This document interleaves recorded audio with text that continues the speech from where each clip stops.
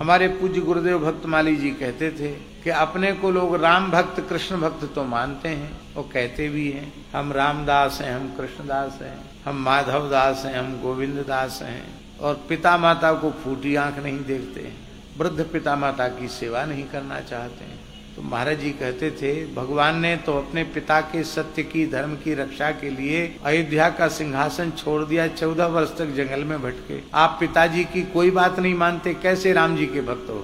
भगवान श्री कृष्ण कंस वध के पश्चात वसुदेव देवकी को कारागार से मुक्त करके रोते हुए भगवान कहते हैं कि इतने दिनों तक हम आपकी सेवा से वंचित रहे तो मानो हमारा जीवन व्यर्थ चला गया। अब आप हमें अपनी सेवा का सौभाग्य प्रदान करें, आज हमारा जन्म सफल हुआ है। तो भगवान यहाँ तक कह देते हैं श्री कृष्ण बलराम कि सर्वार्थ संभवो देहो जनिता पोषितो यतः पुरुषार्थ चतुष्टय धर्म अर्थ काम मोक्ष, चारों पुरुषार्थों की सिद्धि कराने वाला शरीर माता पिता की कृपा से मिलता है।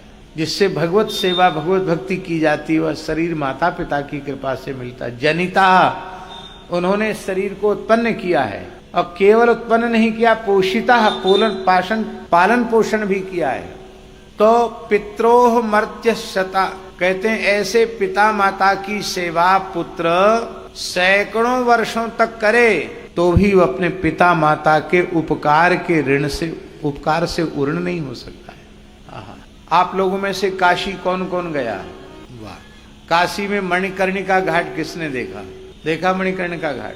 मणिकर्णिका घाट पे एक मंदिर है, ध्यान में दिया होगा, जिसका केवल शिखर ऊपर दिखाई पड़ता, बाकी पूरा मंदिर जमीन में धंसा हुआ है।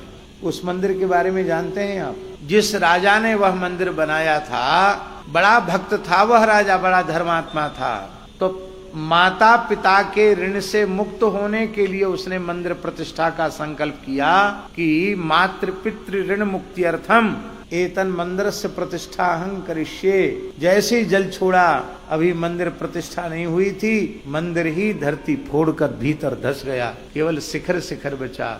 दुनिया का कोई भी शुभ कर्म माता पिता के ऋण से उर्ण नहीं कर सकता है। इसलिए संतान का सर्वोपरि धर्म है अपने पिता माता की श्रद्धा पूर्वक सेवा करना।